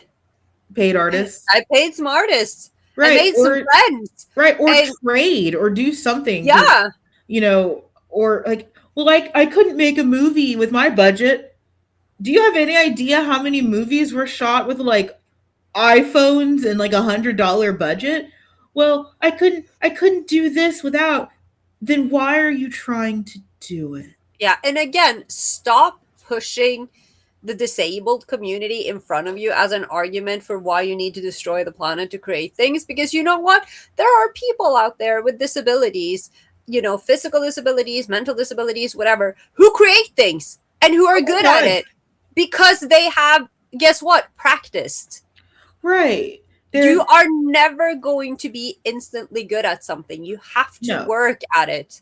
And you will never convince me that AI is an assistive tool in the way that it's being described. I saw this formerly famous guy on TikTok, Corpse Husband, came out saying like, "Oh, well, I need to use AI assistants to create art." No, you don't, you hack. No, you don't. No, you don't. Like, I was never in the Corpse Husband cold. I just liked his voice. But like, oh, I need to create art with AI. I don't have the ability otherwise. You have so much money, sir. Yeah. Honestly. You have so much access. You could ask any one of your horny groupies to draw you a pretty picture and they do it. Oh my god, this reminds me of something, but I'm going to tell you off camera. Okay, but yeah, that's me dragging Corpse Husband. Don't mind me. Speaking of indulgence, I think one thing, especially when it comes to smut, that sometimes feels a little bit taboo is just writing something because you want to. I feel like, especially coming from that older generation of fanfic writers, sometimes I feel like a saint, where like I am providing of myself to feed my flock. Yeah. Where like people take of me little pieces of my bread, you know? Yeah. Yeah. And I am feeding my flock. Like, I'm truly the altruist. Yeah. I am the dying God upon my cross. Please feed of me freely and take me. This is my flesh for which I give it to you. But again, going back to the whole rare pair thing, yeah, I mean, it's like two sides of the same coin, right? Because on one hand, it's like, well, if I want this, I'm gonna have to make it myself, and then you're like, okay, I will make the sacrifice so that the four of you can do this, you know? Right.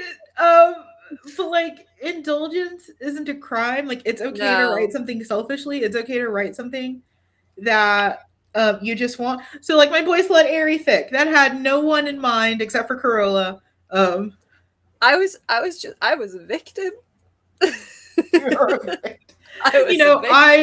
That's a rare pair that I like probably too much, which is Yuki Eri and Yuki Kitazawa. I'm Because fine. I'm very normal and I'm well not adjusted. having a stroke. It's okay. Don't worry about me. I still need to finish that series with my threesome where it's Toma, Kitazawa, and Eri. Why do you have to bring Toma into it? You know, I keep being victimized. I keep seeing this car. There's like a it's like a van for some company, and this company is named Toma without the age, but like I keep seeing it and I feel like I'm being personally victimized in the streets. You say that, but the minute I publish Boy Slut Eri getting two timed by Kitazawa and Seiguchi, I know you're going to be the first person who's all over it. So Watch me trying to read this the way I read a Megaverse, where I try to filter out. I'll be like trying to filter there's a Seiguchi large out of black it. ad towards that. But like, indulgence isn't a crime, and like sometimes you do feel like you're being punished by like the almighty algorithm. Like that fic did nothing as far as numbers go. But like, did that hurt my ego a little bit? Of course it did. I'm an egoist. But you also had a good time. But I also had the best time. I also had the greatest time just indulging myself in this stupid thing that I took very seriously. Yeah, but again, like that's I think everything that I write usually is mostly self-indulgent, you know, like I write things that not necessarily, you know, like I will die unless I see this in the world, but like I'll get an idea and I'll be like, this will be fun. I want to do this. And then, you know, I write for myself. And I write the like, you know, I write character types and character Mm-hmm. tropes and things that I like. And if Mm-hmm. someone else enjoys it, then that's a bonus. I think, yeah, like, well, and especially me being a bit of a rare pair writer, like, I do feel very conflicted in that, where exactly as you said earlier, it's, oh, I'm feeding this flock of hungry birds, but also I need to get some enjoyment out of this. Yeah.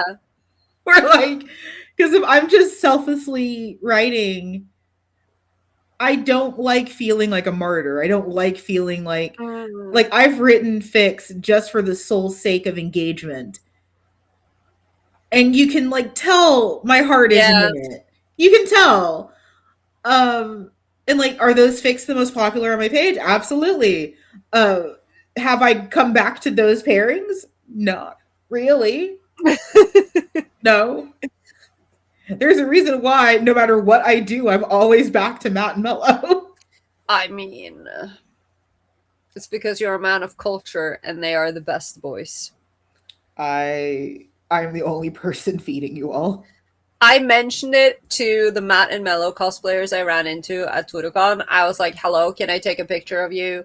You guys made my morning. Like, this was Sunday morning. They were like the first people I saw after we opened the doors. I was very happy. And what? You didn't show me them. Didn't I? No. Oh, I will send you a picture. But I was, oh my god, Juby's doing a blep. Oh, baby. No, but they were like, I was talking to them and I was like, oh, it makes me so happy seeing Matt and Mello in our Lord's year of 2026. And, you know, and I was like, listen, I'm part of a podcast and we talk about Matt and Mello all the time. And they thought it was fun. They were like, oh, you know, I was like, we did a Death Note special once, but it was more of a Death Note special. It was a Matt and Mello special. We didn't do a Death Note special. We dressed up as Matt and Mello and becoming Matt and Mello. It was the Matt and Mello. Because that's who we are. Oh my god. Yeah, no, but it made me so happy. We need to think about Halloween this year.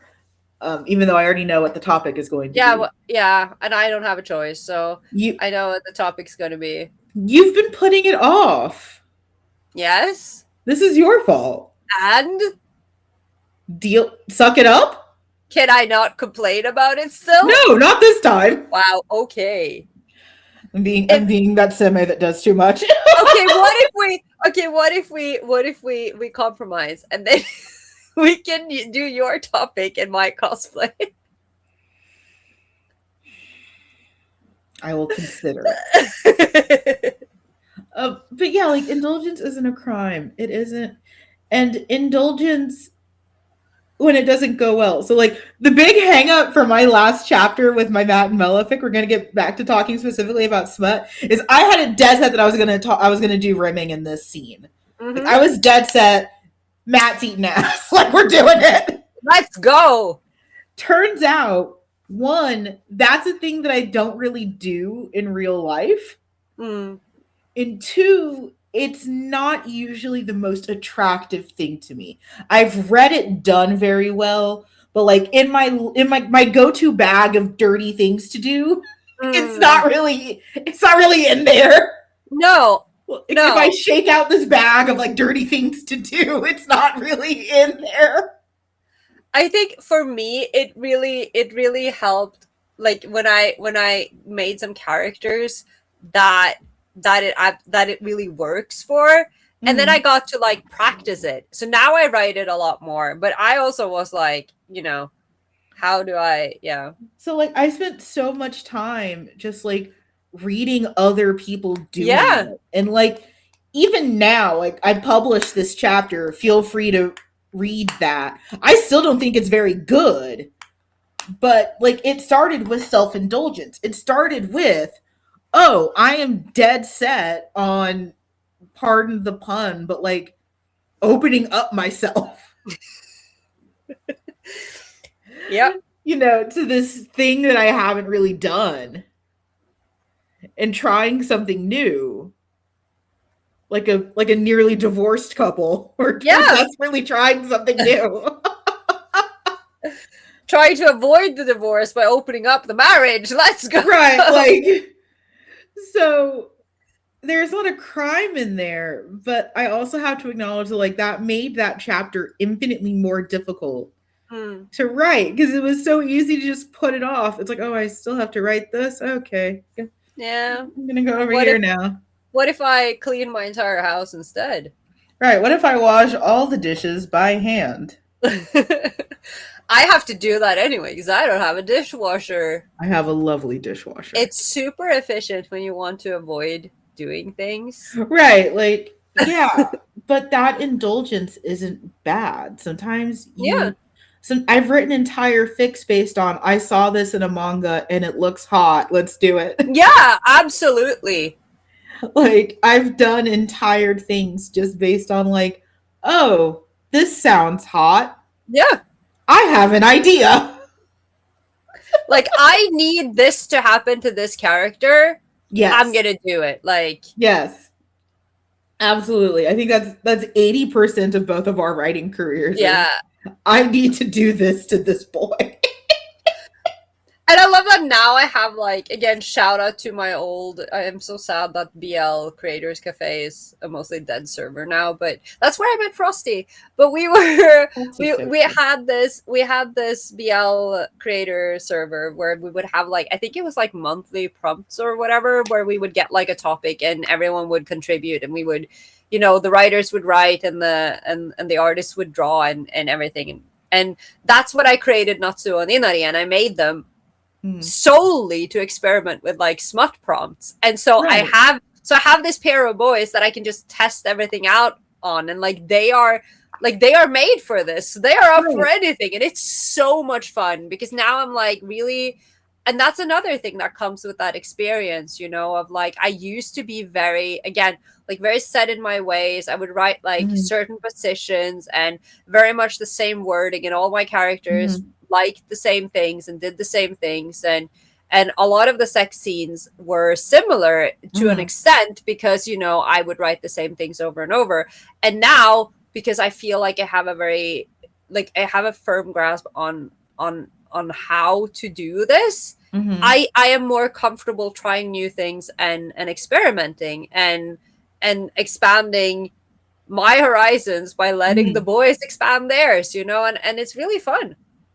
Right, absolutely. I think it's so interesting when you give yourself that space to just kind of do whatever. Yeah.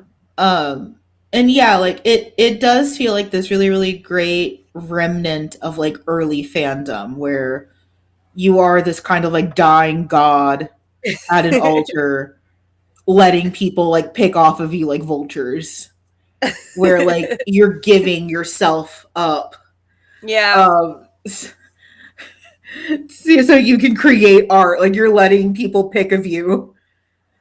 And I think now reframing my brain to being like, I am doing this because I want to, first and foremostly. Mm. I am not that I don't care about my audience, not that I'm not beholden to my audience, but I'm also not gonna not enjoy myself for Yeah. them. Like I'm never gonna sacrifice quality so I can like crank something out really, really fast. Yeah. Um, which leads us to I think one of the more interesting aspects, especially of smut writing, is don't be afraid of research and reference. I love research and reference personally. I I think there was a time where I really didn't like it just because it always felt a little too like voyeuristic to me. Mm. Person who literally writes smut for a living. We talked about this. It's kind of like when Yashiro is like, I know you're watching and I'm going to make you incredibly uncomfortable. Right. Like it always felt a little voyeuristic because like there are some great like smut art references. There are even some that involve real people, and it always feels like I'm doing something wrong. It's Yeah. like, oh, sir, your pants. Where are they? Like, No, I can see that. like I always at the end of the day, I'm still a little Catholic on the inside. And it's like, sir. It's okay. No one can tell. I don't mention it all the time in my porn. Of course not. But like No, just no. It's almost as if it's a like a that's character the thing. flaw. Mm. Yeah. But like I've gotten a lot more comfortable. I think one big thing I learned is the difference between like reference and porn. And Yeah. porn can be reference. I've used a lot of porn as reference, but again, it's one of those things where it's like, yes, porn isn't realistic, but also I'm also here writing porn, so it doesn't have to be all that realistic. But I'm mainly watching it like, again, I have a weird relationship with JGV, so Japanese gay video, because I initially started watching it because the BL that was coming out was just so frustrating and didn't give me anything. So I started watching actual porn, because again, JGV would have like these 2-hour movies with literal storylines that also had a lot of porn in them. Mm-hmm. And then suddenly they started going down the BL route where people were like dying and stuff, and I was like, can't I even watch porn without people dying now? What is this? But I started watching it because, again, this was before the big live action BL boom, and we weren't getting a lot of animation and stuff. So I was like, I needed something. I started watching porn. But then I started watching these, like I would go to like my favorite movies or like my favorite, what are they called? Production companies, to see what does it look like when they do that, so that I don't write it in a way that this dude ends up having 3 arms. And I would watch the visual reference, because here they are doing the thing that I'm trying to write, and I can look at the screen while I'm and there aren't 5 arms and right. Yeah, like no. Oh, so that's how he does it. I see. Right. Or like that's how you move into a position that isn't Yeah. throwing your partner across a room. Yeah, and like, then sometimes just finding the words to phrase how something looks is a lot easier when you have a visual reference. It is. So don't be afraid of references. I know I usually jokingly like post like some kind of like horny edits. I was like, oh, this is reference in our Discord server. But, like, it also totally can be used as reference. Yeah. Avoid what Carola and I were doing earlier, which is trying to kabedon your friends. Yeah. I was going to tell that story, wasn't I? You told it. Yeah. I commented on my friend because I had to have a visual again, and it also doesn't work when you're part of the visual reference because you don't get to see it. You're the one doing it. It doesn't work. So what I should have done, we were 3 people in that room. I should have had my friends comment on each other so that I could see what it looked like. But instead, I slammed my friend into a closet, and then I hit my tooth, like my front tooth, on her forehead. She had an imprint of my tooth, and I thought I'd broken the tooth, and it didn't help the scene I was writing. Don't do that. Kabedon doesn't work for me because I'm 5'1". Yeah. You can't Kabedon anyone. I'm a much taller Seme in my mind, but in reality, but I do think, I think Carola and I have both talked about how having sex in real life did vastly help as fic writers. Yeah. I think the minute I started actually experiencing intimacy, a lot of my hangups with writing kind of went away. And I'm not prescribing sex as writing metaphor, but that's why I'm also saying the importance of reference. Yeah. But I mean, I'm not prescribing sex to cure your writer's block. You don't have to have sex with anybody. Don't worry. Yeah, that's not necessary. And I mean, I've said this before because when I started writing BL, or when I started writing gay fanfic, I was already having sex. Again, started very early.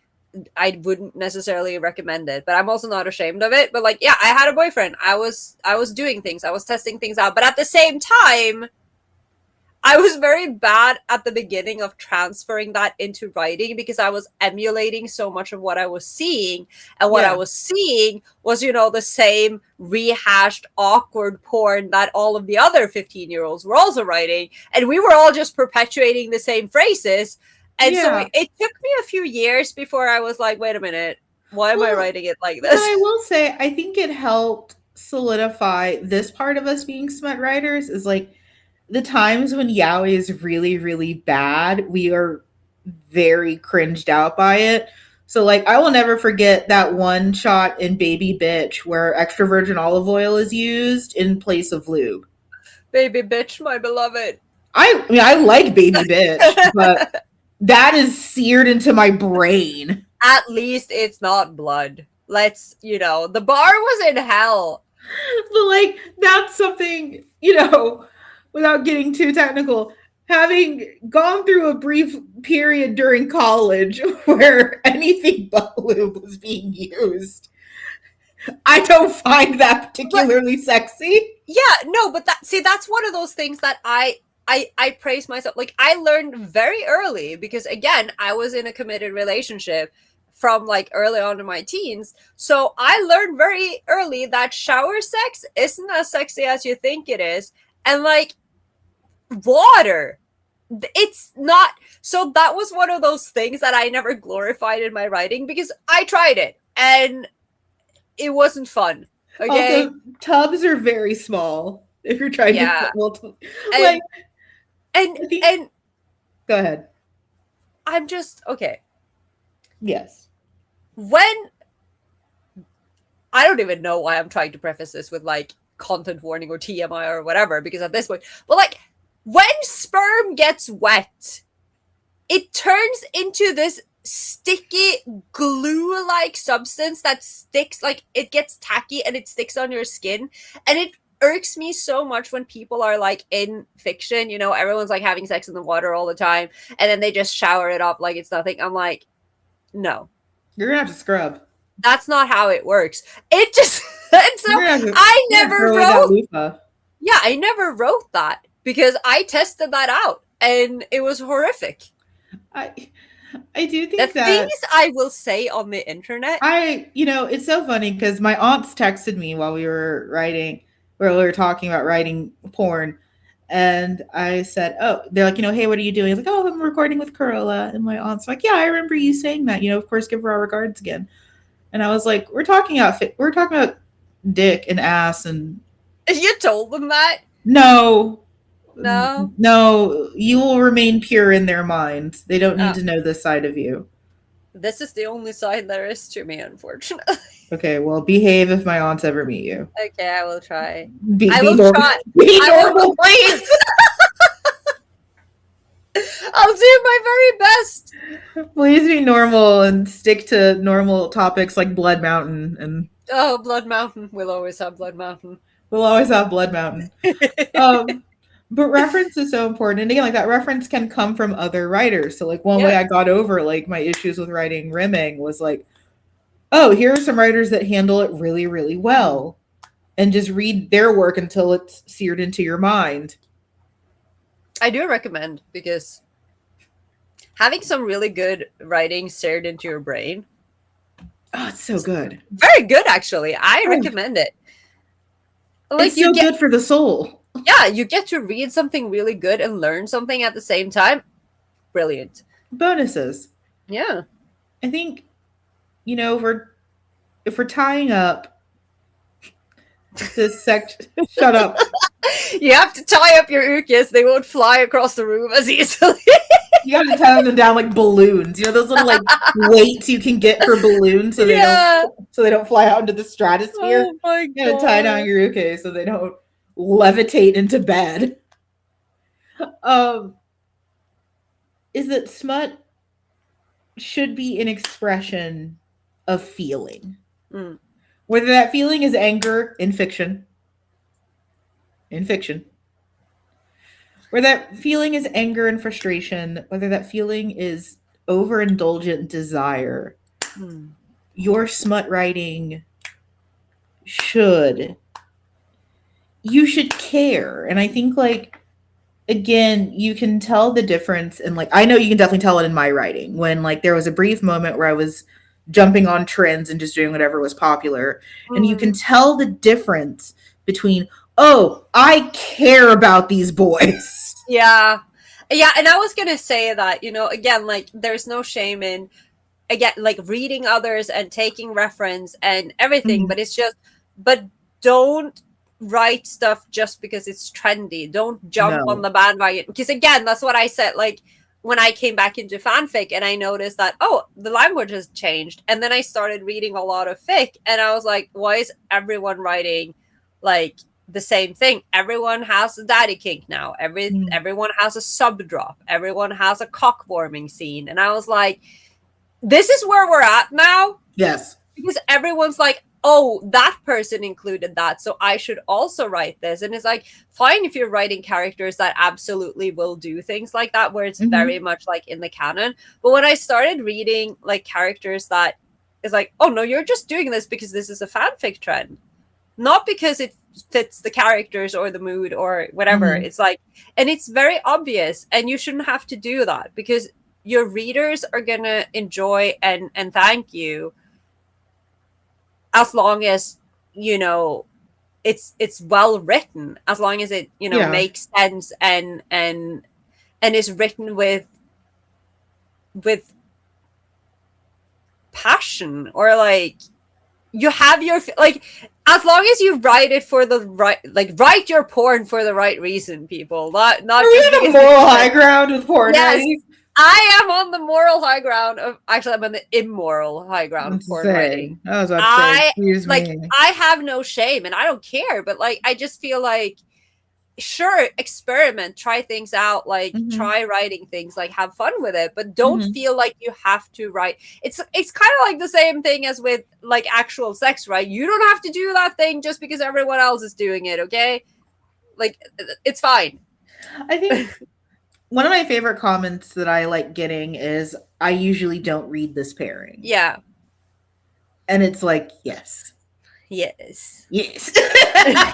Or like, I usually don't go for this, but Yeah, this isn't usually yeah, my type of kink. And it's like, ah, yes. I absolutely have some writers where I'll be like, they will write things that I usually avoid. Yes. Like, for instance, I don't like cheating, right? I don't like fix for characters or cheating on other characters. But then it's like, this What? person wrote this, I will read the hell out of it. I don't even care. Like, because it's going to be, I just know it's going to be heart wrenching and so good. And I don't care. Rip my heart to shreds. Let's go. Right. Like there's some writers that it's like, oh, I would never read this. But for you, Yeah, for I'm you, down. absolutely. And I'm going to have, but it's like, do I approve of your weird obsession with Yuki Kitazawa and Yuki 80? No, but because it's you and the way you wrote that, I will read it because it's one hell of a story. Like, it's really well written. Do I approve of it? No. I don't need your approval. Did I enjoy it? You're the Hell luck. yeah. I didn't need your approval. No, exactly. And you don't. Guess what? Because I'm not that 14-year-old on Twitter. You don't need my approval to do anything. Yeah. But You aren't the purity police. I wish you would try to moral high ground me in an argument about smut. I wish you would. You may not have asked my permission, but fine, whatever. That's the thing though. Like, writing is art, and smut writing also is an art. And you can appreciate that art, even if it's not your regular cup of tea, you know? Absolutely. I think that's a pretty decent intro into smut writing. Feel free to ask questions where one of us at least will be. I will try. I do try to hang out in the feedback channel after we release an episode, at least, so I get to see what people are saying. But if you ever have any questions or whatever, feel free to ask. If you want to find either of our writings, links will be provided to support us as writers. I love talking about writing with Carola because it eggs me on to do better. Not you. You. I'm sorry, but we were talking about smut writing, and gross. Now you're shaming me? We've been here for 2 hours, and now you want to shame me? Yes, now I want to shame you. Yes. Wow. It's my turn. I now get to shame you. I feel like you shamed me a lot, though. Probably. Let us know in comments how often we've shamed Carola. It's okay. It doesn't bite on me. I have no shame. I was about to say, I don't think it's working. No. Like, I don't think it worked. No, it's not working. Like, shame is supposed to be a very, very powerful motivator. I don't think it's worked. You're worse. Yeah, I don't think there are some things you cannot. Like, you can shame me for, like, dumb mistakes I've made in my life, but when it comes to, like, smut writing and porn, no. Sorry. I've been trying to think about a pairing that I want to write while I take a little break from Matt and Mello, and I don't know why it just came into me that I haven't written Elle and Light in a long time. Well, it's their anniversary. I haven't written Elle and Light in so long. I mean, I love that pairing, but also, you know, I hate 50% of it. So it's again, it's a weird thing. That puts so much pressure on me to somehow break new ground on a pairing that's as old as we are. You just put so much pressure on me to save the village. Excuse you. I mean, I'm sure you can pick something else. You just put the entire village's pride on my shoulders and said, figure it out. Yeah. What in the Naruto is this? You, boy. You. Oh, God. Oh, my God. All right. This is the part of the show where we thank our patrons. Patreons get a monthly exclusive video and unfettered access to our unhinged thoughts and commentary every single month. Somehow that sounds like a threat. Sometimes it feels like that. It's like, what are we talking about? Last month, we talked extensively about why Carola and I like the Yakuza so much. Yes. We did that for like an hour and a half. I had a great time. You know how I feel about the Yakuza. If you want to know how I feel about the Yakuza, please consider joining our Patreon. Right. If you like us being further unhinged, please. Please. Are you okay? I'm more tired than I expected. I got up like 10 minutes before I needed to record. I ate a sweet bun while standing up in the kitchen watching my coffee brew. I mean, you could have asked for like 30 more minutes. I would have been fine. No. Okay. Well, see what I have to live with? It's my. You don't have to live with shit. I ate the sweet bun in my kitchen by myself. And I'm trying to accommodate you so you wouldn't have to eat standing up, but you don't want accommodation. And I only ate one of the buns. I had two. I only ate one, so I'm hungry. I'm Well, tired. go eat. I'm also gonna eat. We have to read Patreon names first, or Yes. I have Okay. to. It's like Yeah. I'm hungry, and I'm tired. Please. There's. Oh my god. There are a few things in this world that piss me off, like when kids talk like that. I'm fine. I'm eepy. I hate that word. I hate it. I eepy and tired. Woo hoo. I am leaving. I am clicking the leave studio button. I swear to God.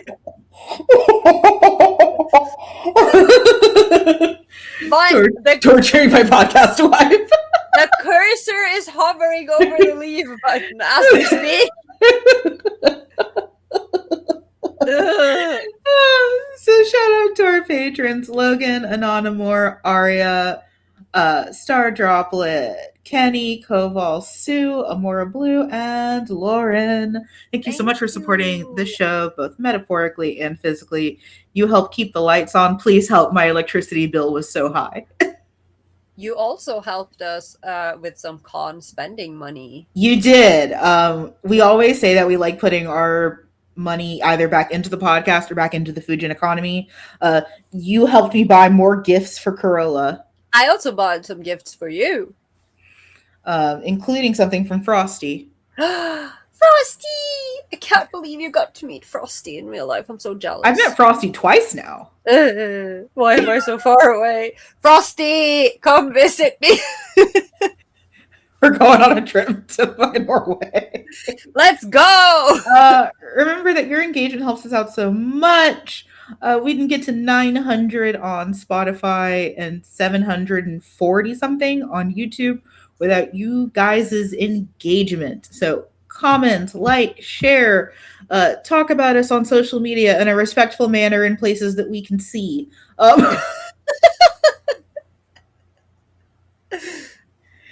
I do remember once being told that like someone mentioned us on Reddit, and I like every part of me just like tensed up.